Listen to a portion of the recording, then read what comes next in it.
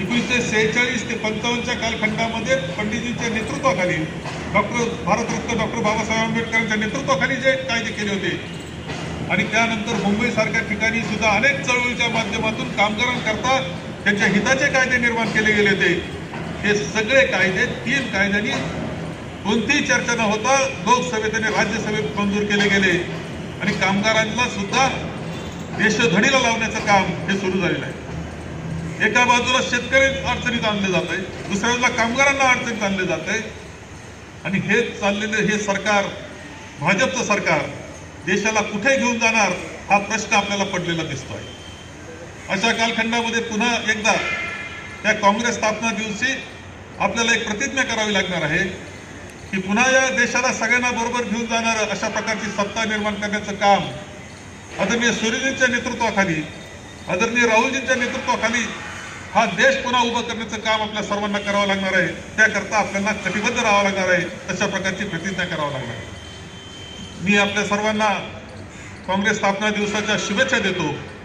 पुन्हा एकदा काँग्रेस ताकदवान बनवणं, काँग्रेसचे सोनियाचे दिवस आणणं आणि त्यामधून देश सामर्थ्यवान बनवण्याचं काम आपल्याला इथून पुढच्या काळामध्ये करावे लागेल. त्याकरता सुद्धा आपल्या सर्वांना शुभेच्छा देतो आणि माझे 2 शब्द संपवतो. एक मानवतेच्या इतिहासामधले महत्वाचे मूलभूत तत्व ही त्यावेळेस अधोरेखित झाले. देशाला स्वातंत्र्य मिळाल्यानंतर पंडित जवाहरलालजी नेहरू यांच्या नेतृत्वाखाली ते पंतप्रधान म्हणून काम करत असताना अनेक संस्था स्थापन केल्या गेल्या. देश औद्योगिक प्रगती करू लागला. देशामध्ये आर्थिक काँग्रेस पक्षाचे सर्व ज्येष्ठ पदाधिकारी, सर्व कार्यकर्ते, काँग्रेस सेवा दलाचे सन्माननीय अध्यक्ष, सेवा दलाचे सर्व कार्यकर्ते, सर्व उपस्थित बंधू आणि भगिनी, आज काँग्रेस पक्षाचा स्थापना दिवस आपण साजरा करतो आहोत. 1885 साली या दिवशी गवालिया टँकला तेजपाल हॉलमध्ये काँग्रेस पक्षाची स्थापना झाली. आज तेजपाल हॉल येथे आपले प्रभारी माननीय HK पाटील साहेब यांच्या शुभ हस्ते झेंडावंदन तेथे होते आहे. 1885 साली जी देशाची परिस्थिती होती, 1857चा संग्राम संपल्यानंतर, स्वातंत्र्याचा संग्राम संपल्यानंतर स्वातंत्र्य चळवळीला एक मरगळ आलेली होती. ती नेतृत्वहीन झाली होती. संघटन नव्हतं. ते नेतृत्व देण्याचं काम काँग्रेस पक्षाच्या या स्थापनेनं झालं. लोकमान्य टिळकांच्या नेतृत्वाखाली आणि त्यावेळच्या सर्व धुरीणांच्या नेतृत्वाखाली काँग्रेसनं स्वातंत्र्य चळवळीची वाटचाल सुरू केली. 1920 साली 1 ऑगस्ट रोजी लोकमान्य टिळक यांचं देहावसन झालं आणि याच वेळेस 26 डिसेंबर रोजी नागपूर येथे महात्मा गांधींच्या नेतृत्वाखाली काँग्रेसचं अधिवेशन पार पडलं आणि गांधी युगाला प्रारंभ झाला. स्वातंत्र्याच्या चळवळीला पूर्णपणे एक मोठ्या प्रमाणावर साथ संपूर्ण देशामधून मिळू लागली आणि भारत हा एक राष्ट्र आहे, तो पूर्णपणे एकत्र पद्धतीनं हे स्वातंत्र्य युद्ध लढतो आहे असं वातावरण निर्माण करण्यामध्ये काँग्रेस यशस्वी ठरली. अहिंसेच्या तत्वाने, असहकाराच्या तत्वाखाली, त्या महात्मा गांधींच्या नेतृत्वाखाली ही स्वातंत्र्य चळवळ वाढत गेली. 1930चा मिठाचा सत्याग्रह आणखी प्रेरणा देऊन गेला आणि सर्वांना एकत्र केलं. त्यावेळेस भारताच्या ह्या चळवळीमध्ये कुणी एका जातीचा, पंथाचा, धर्माचा असं नव्हतं. कुणी लहान नव्हतं, कुणी मोठं नव्हतं. एकजुटीनं सर्व देश स्वातंत्र्य चळवळीकरता उभा राहिलेला दिसतो. ब्रिटिशांच्या सत्तेविरुद्ध उभा राहिलेला दिसतो आणि जगापुढे स्वातंत्र्य चळवळीचा, अहिंसेचा एक आदर्श निर्माण करण्याचं काम या स्वातंत्र्य चळवळीने केलं. 1942 साली महात्मा गांधींच्या नेतृत्वाखाली चले जावची घोषणा झाली, गवल्या टँक येथेच झाली 9 ऑगस्ट रोजी. आणि ही चळवळ इतक्या मोठ्या प्रमाणावर विजयी विश्व तिरंगा प्यारा झंडा ऊंचा रहे हमारा, एक साथ विश्वास.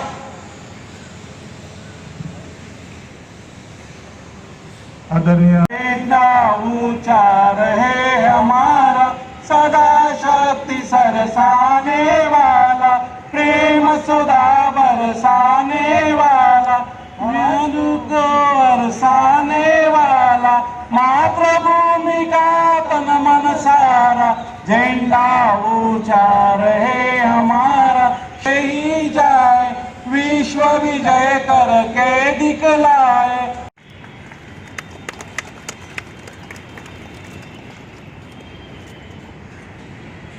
एक साथ सलामी.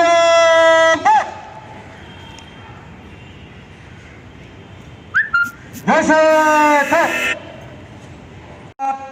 वंदे मातरम गीत शुरू करेंगे.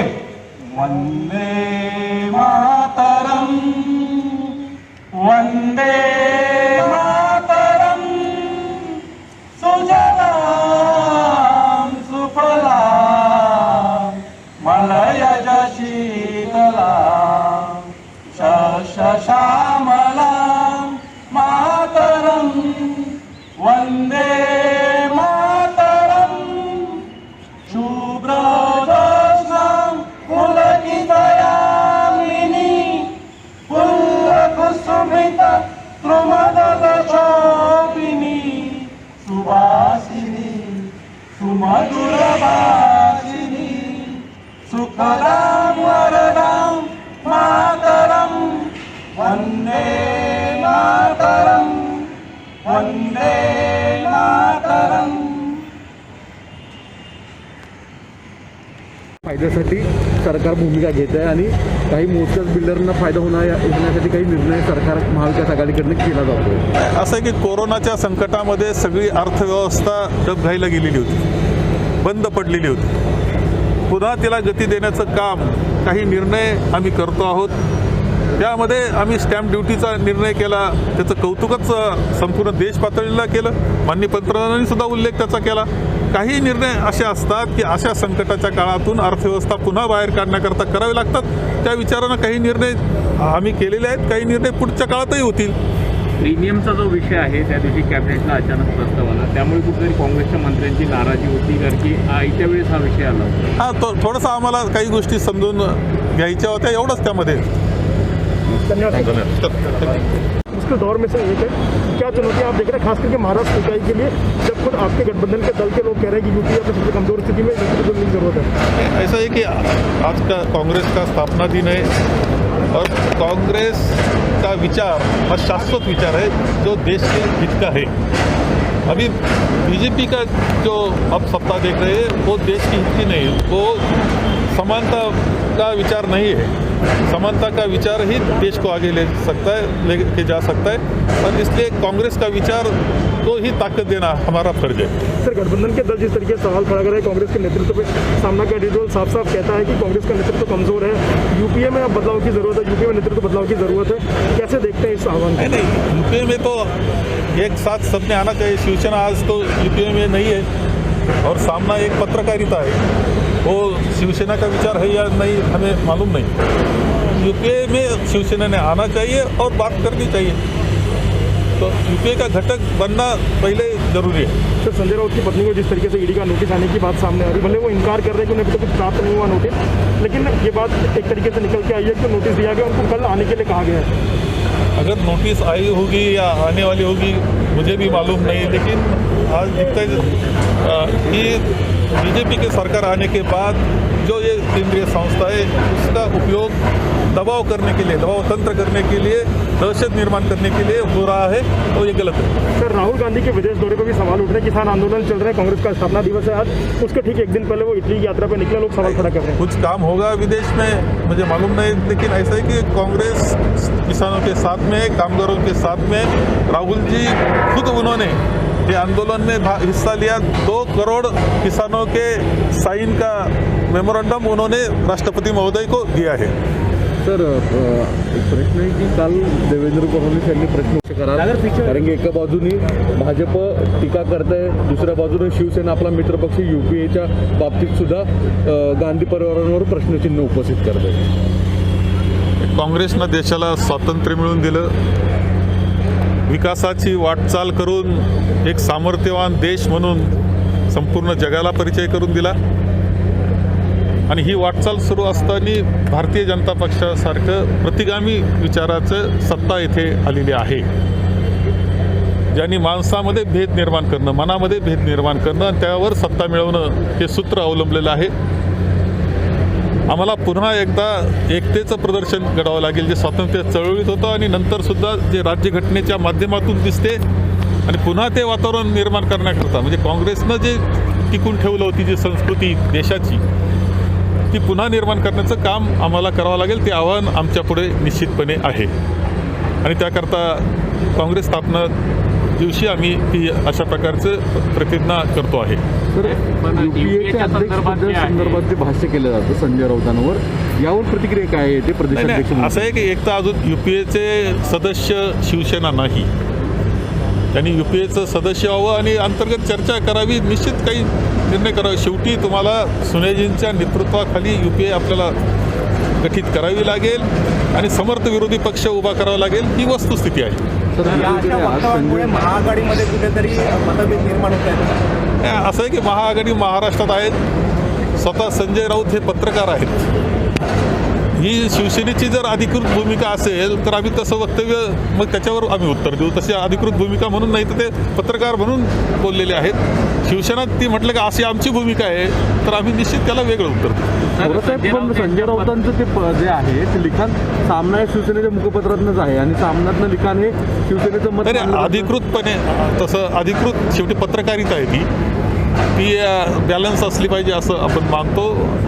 शिवसेनेनं अधिकृतपणे म्हटलं असं तर आम्ही त्या पद्धतीनं उत्तर त्यांना देऊ, कारण आमचे एक घटक पक्ष म्हणून आहोत, एकत्र पद्धतीनं काम करतो। तर राऊत नंतरनं राऊत यांच्या पत्नीनं सुद्धा आता ईडीची नोटीस दिलेली आहे। आज त्यांचं म्हणणं होतं की त्यांना ईडीची नोटीस आली नाही आहे, पण दावा मात्र केला जातो आहे की त्यांच्या नोटिसीचा परत एकदा ईडी आणि केंद्रीय यंत्रणा हा विषय चर्चा या केंद्रीय संस्था जनतेच्या मदतीकरता आहे, चुकीचं काही घडत असेल तर ते रोखण्याकरता आहे आणि चुकीचं कोणी केलं असेल तर त्याला शिक्षा देण्याकरता आहे। दुर्दैवानं हा चित्र स्पष्टपणे देशामध्ये दिसतंय की भारतीय जनता पक्षाची सत्ता आल्यानंतर या केंद्रीय संस्थांचा उपयोग हा राजकारणाकरता केला जातो आहे, दहशत निर्माण करण्याकरता केलं जातो आहे। लोकशाहीला हे अभिप्रेत नाही, हे चुकीचं आहे, हे स्पष्टपणे माझं मत आहे। सर हिंदी में जानना चाहेंगे जिस तरीके से आज कांग्रेस का इस्तीफा दिया, ईडी की नोटिस दी है, उस पर आपकी क्या राय है? देखिए, भारतीय जनता पार्टी और केंद्र सरकार के खिलाफ अगर कोई बात करता है, उनके कानून के बारे में या उनके ऊपर कोई अगर टीका करता है, उनको अगर सवाल करता है, तो यही देखने में आ रहा है पिछले 6 साल से, चाहे वो पॉलिटिशियन हो, किसी भी पॉलिटिकल पार्टी का हो, ऑपोजिशन का, या कोई इंडस्ट्रियलिस्ट हो, या प्रेस में काम करने वाला कोई बड़ा एडिटर हो, उनको भी बख्शा नहीं जा रहा है। उनको भी जो है या तो नौकरी से अपनी नौकरी गंवानी पड़ती है, या इनकम टैक्स की नोटिस या ईडी की नोटिस आती है। अभी हाल ही में खड़से जी भारतीय जनता पार्टी छोड़ के राष्ट्रवादी में आए, उनको पता था कि ईडी नोटिस आनी है, उन्होंने पहले ही कहा था कि मैं तैयार हूँ, मुझे ईडी की नोटिस आएगी। संजय राउत सामना में बार बार लिख रहे हैं केंद्र सरकार की गलतियाँ, केंद्र सरकार से जो गलतियाँ हो रही है उनको भी इस तरीके की नोटिस आने वाली, उन्होंने खुद जाहिर कहा था। यानी जिस तरीके से अंग्रेज़ों के टाइम पे अगर कोई हिंदुस्तानी अगर उनका विरोध करता था तो उनको हैरेस किया जाता था, उसी तरीके से ये केंद्र की सरकार जो है लोगों को परेशान करना शुरू होता आणि मुंबईच्या मरीन ड्राईव्ह वगैरे अशा परिसरामध्ये मोठ्या संख्येने लोक रस्त्यावर उतरले होते आणि कुठेही सोशल डिस्टन्स पाहायला मिळत नव्हतं। नाही, आम्ही काल आणि परवा गेल्या 3 दिवसापासून जिथे जिथे पब्लिक स्पेसेसमध्ये अशी लोक मास्क घालत नाही किंवा बाहेर पडत आहेत आणि जास्त गर्दी करतात त्यांच्यावरती कारवाई केलेली आहे आणि लोकांनाही दिसत आहे, लोक काळजी घेत आहेत। काही ठराविक तरुण मुलं असतात, काही लोकांनी जर अशी SOP फॉलो करत नसतील तर त्यांच्यावरती कारवाई होते। पण 31 तारखेला विशेष करून एक टास्क समजा तुम्ही टास्क घेऊन जे आहे आम्ही लोकांवरती लक्ष देऊ, लोकांना बाहेर पडू देणार नाही रात्र झालं की पोलिसांना सांगितलं की त्यांना लवकरात लवकर घरी पाठवा आणि जेवढं एस्टॅब्लिशमेंट आहे ते दिलेल्या SOPच्या प्रमाणे बंद ठेवावे. केंद्र सरकारच्या यंत्रणेकडून भारतीय जनता पार्टी किंवा केंद्र सरकारचं कुठल्याही कानूनाचं किंवा काही त्यांचा जर विरोध केला तर हे समजलं जातं की त्यांनी तयारी ठेवावी. त्यांच्याकडे ED, इन्कम टॅक्स, नंतर पोलीस काय ना काय कारवाई त्यांच्याकडे होत आहे. याच्या आधी आपल्याला माहीत आहे की राष्ट्रवादीमध्ये खडसे साहेब आले, त्यांनाही EDची नोटीस देण्यात आली.